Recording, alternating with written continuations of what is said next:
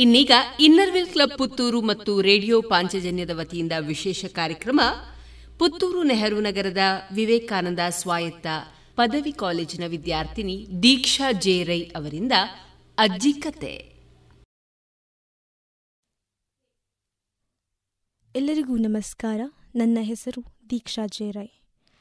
ನನ್ನ ಬಾಲ್ಯದಲ್ಲಿ ಅಜ್ಜಿ ಮನೆ ಯಾವ ಪ್ರವಾಸಿ ತಾಣಕ್ಕೂ ಕಮ್ಮಿ ಇರಲಿಲ್ಲ. ಪರೀಕ್ಷೆ ಮುಗಿದ ಮರುದಿನವೇ ಗಂಟು ಮೂಟೆ ಕಟ್ಟಿಕೊಂಡು ಅಜ್ಜಿ ಮನೆಗೆ ಹೋಗುತ್ತಿದ್ದೆವು. ಶಾಲಾ ರಜಾ 2 ತಿಂಗಳ ಕಾಲ ಇದ್ದರೆ ಆ 2 ತಿಂಗಳು ಅಜ್ಜಿ ಮನೆಯಲ್ಲಿ ಸಂಭ್ರಮದಿಂದ ಕಾಲ ಕಳೆಯುತ್ತಿದ್ದೆವು. ಬೇಸಿಗೆ ರಜೆಯಲ್ಲಿ 2-3 ಬಸ್ಸು ಹತ್ತಿ ಅಜ್ಜಿ ಮನೆ ತಲುಪಿದ ತಕ್ಷಣ ಅಜ್ಜಿ ಮಾಡಿ ತರುತ್ತಿದ್ದ ಮಜ್ಜಿಗೆ ಪಾನಕ ಅಮೃತ ಸಮವಾಗುತ್ತಿತ್ತು. ಇನ್ನು ಅಜ್ಜಿ ಹೇಳುವ ಕಥೆಯಂತೂ ರೋಚಕ ಸಿನಿಮಾ ನೋಡಿದಂತೆ ಭಾಸವಾಗುತ್ತಿತ್ತು. ನನಗಂತೂ ಅಜ್ಜಿ ಹೇಳುವ ಪುರಾಣದ ಕತೆ ಕೇಳದೆ ನಿದ್ದೆಯೇ ಬರುತ್ತಿರಲಿಲ್ಲ. ಅದರಲ್ಲೂ ಮಹಾಭಾರತದಲ್ಲಿ ಕರ್ಣನ ಕಥೆಯಂತೂ ಕಣ್ಣಲ್ಲಿ ನೀರು ತರುತ್ತಿತ್ತು.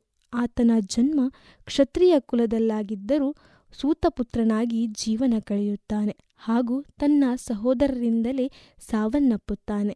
ಈ ಕಥೆಯಿಂದ ಕಲಿಯುವ ಸಾರಾಂಶವೇನೆಂದರೆ ಜೀವನದಲ್ಲಿ ನಾವು ಮಾಡಿಕೊಳ್ಳುವ ಆಯ್ಕೆ ಎಷ್ಟು ಮುಖ್ಯವಾದುದು ಎನ್ನುವುದು. ಹೀಗೆಯೇ ಅಜ್ಜಿ ಹೇಳುವ ಅನೇಕ ಪುರಾಣ ಕಥೆಗಳು ನಮಗೆ ಜೀವನದ ಸಾರಾಂಶವನ್ನು ಹೇಳಿಕೊಡುತ್ತದೆ. ಹಾಗೆಯೇ ಅಜ್ಜಿ ಮನೆಯಲ್ಲಿ ಕಳೆಯುತ್ತಿದ್ದ ಕ್ಷಣಗಳಂತೂ ಅವಿಸ್ಮರಣೀಯ. ಮನೆಯಲ್ಲಿದ್ದ ಮಕ್ಕಳೆಲ್ಲ ಸೇರಿ ತೋಟದಲ್ಲಿ ಗೂಡು ಕಟ್ಟುತ್ತಿದ್ದ ಕ್ಷಣವನ್ನು ನೆನೆದುಕೊಂಡರೆ ನಗು ಬರುತ್ತದೆ. ಅದಕ್ಕಾಗಿ ಮರದ ಕೊಂಬೆಗಳನ್ನು ಹುಡುಕುತ್ತಾ ಗುಡ್ಡಗಾಡುಗಳನ್ನು ಅಲೆದಾಡುತ್ತಿದ್ದೆವು. ಸೋಗೆ ಹಾಲೆಯನ್ನು ತೋಟದಲ್ಲೆಲ್ಲ ಹೆಕ್ಕಿ ತಂದು ತದನಂತರ ಇವೆಲ್ಲ ಸಾಮಗ್ರಿಗಳನ್ನು ಸೇರಿಸಿ ಒಂದು ಪುಟ್ಟ ಗೂಡನ್ನು ಕಟ್ಟುತ್ತಿದ್ದೆವು.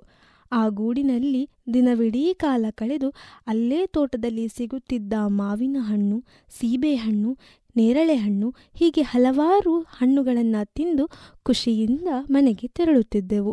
ಹೊಸ ಪರಿಸ್ಥಿತಿಗಳಲ್ಲಿ ಹಳೆಯದೇನೂ ಉಳಿಯುವುದಿಲ್ಲ ಎನ್ನುವ ಮಾತಿನಂತೆ ಈಗಿನ ನವೀಕರಣದ ಕಾಲದಲ್ಲಿ ಅಜ್ಜಿ ಮನೆ, ಅಜ್ಜಿಯ ಕಥೆಗಳು ಕಾಣಸಿಗುವುದು ಎಂದರೆ ಅದೊಂದು ವಿಶೇಷ ಇದ್ದಂತೆ. ವಿಪರ್ಯಾಸ ಎನ್ನುವಂತೆ ಈಗಿನ ಮಕ್ಕಳಿಗೆ ಅಜ್ಜಿ ಮನೆ ಎನ್ನುವ ಸಂಗತಿಯೇ ತಿಳಿದಿಲ್ಲ.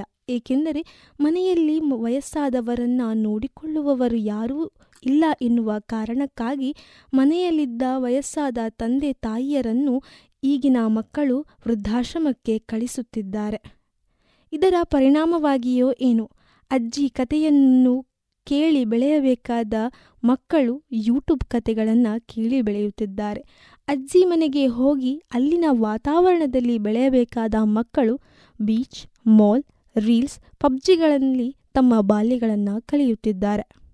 ಅಜ್ಜ ಅಜ್ಜಿ ತಾವು ಪಟ್ಟ ಕಷ್ಟ, ಆಗಿನ ಕಾಲದಲ್ಲಿ ಇದ್ದ ಕಟ್ಟುಪಾಡುಗಳ ಬಗ್ಗೆ ತಮ್ಮ ಮೊಮ್ಮಕ್ಕಳಲ್ಲಿ ಹೇಳಿಕೊಳ್ಳುತ್ತಿದ್ದ ಕಾರಣ ಆಗಿನ ಕಾಲದ ಮಕ್ಕಳಲ್ಲಿ ಹಿರಿಯರ ಮೇಲೆ ಅಪಾರ ಗೌರವವಿತ್ತು.